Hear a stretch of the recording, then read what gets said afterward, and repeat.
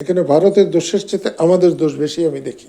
ভারত বাংলাদেশকে দখল করতে পারবে, কয়েক ঘন্টার ব্যাপার, ঘন্টা নাও লাগতে পারে, কারণ প্যারাটুপসাই সেখানে নামলো সব হাত তুলে বসে থাকবে, কিন্তু বাংলাদেশকে হজম করতে পারবে না। সম্পর্ক হবে ভারতের জনগণ বাংলাদেশের জনগণ। ভারত বাংলাদেশের সম্পর্ক এরকম হওয়া উচিত না। মুক্তিযুদ্ধে ভারত যে ভূমিকা রেখেছে, পৃথিবীর ইতিহাসে এরকম ভূমিকা খুব কম হয়।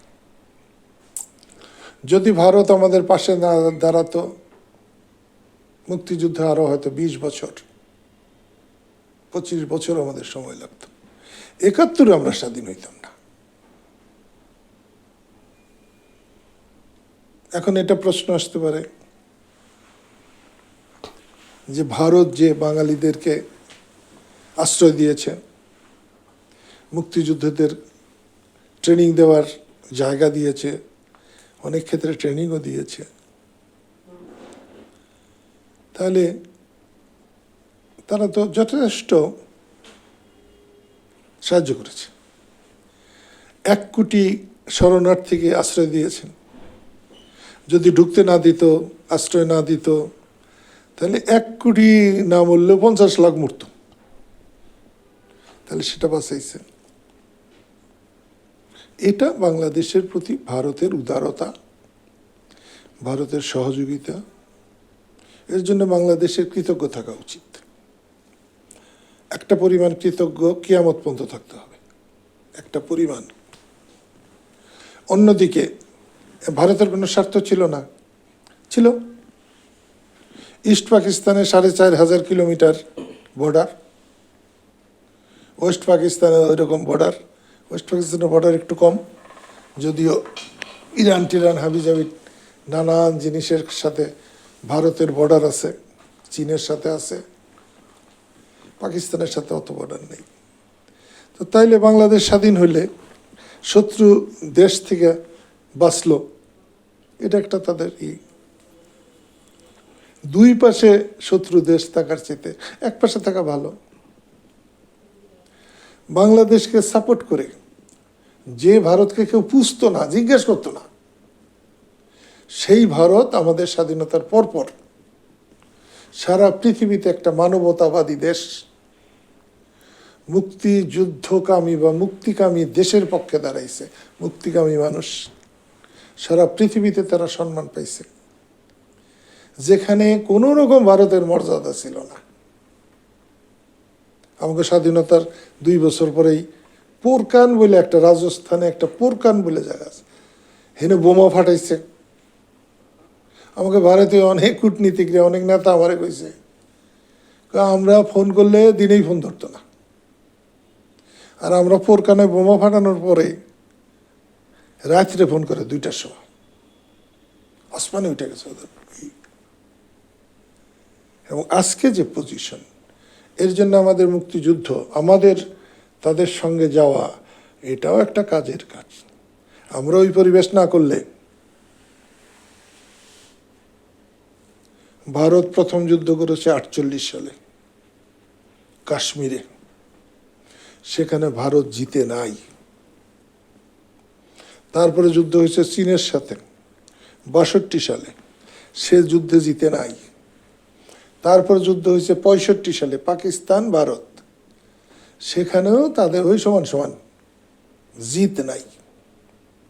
একমাত্র জিত হতো 71 সালে। ভারতীয়রাও ভাবে নাই যে পাকিস্তান আর্মিকে সারেন্ডার করানো যায়, সেটা সম্ভব হয়েছে বাঙালির রক্তের মধ্যে দিয়ে। তাই এক্ষেত্রে ভারতীয়র অবদান যেমন আছে, বাঙালির অবদান আছে। এখন যে সম্পর্ক শেখ হাসিনার সাথে মোদির, এটাও ঠিক না। ডক্টর ইউনূসের সাথে, অধ্যাপক ইউনূসের সাথে অমুকের, এটাও ঠিক না।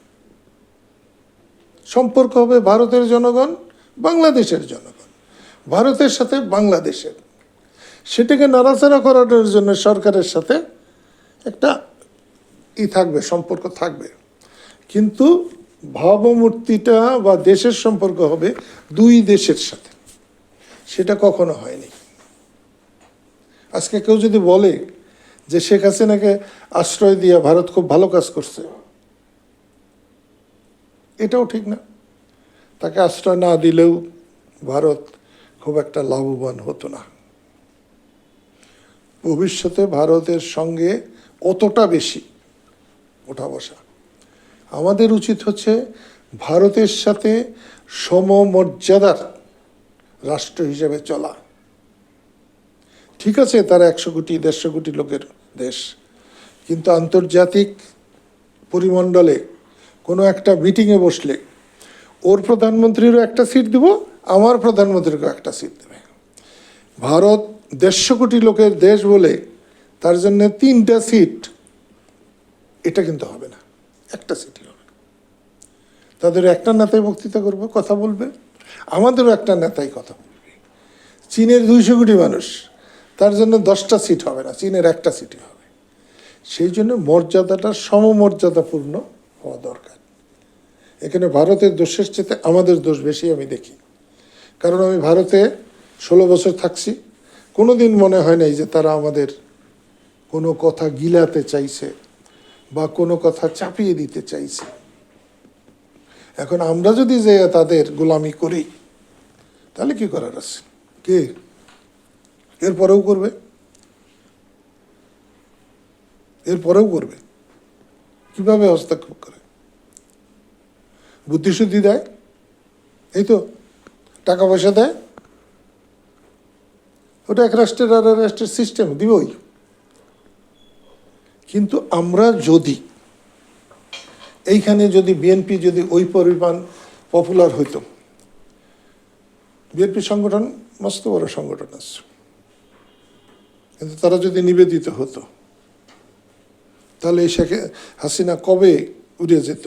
কত টাকা দেয়? 1000 কোটি, 5000 কোটি আওয়ামী লীগকে দিয়েছে, বিএনপিকে হয়তো দেয় নাই। তবে আওয়ামী লীগকে 5000 কোটি দিলে বিএনপিকে 1000 কোটি দিছে।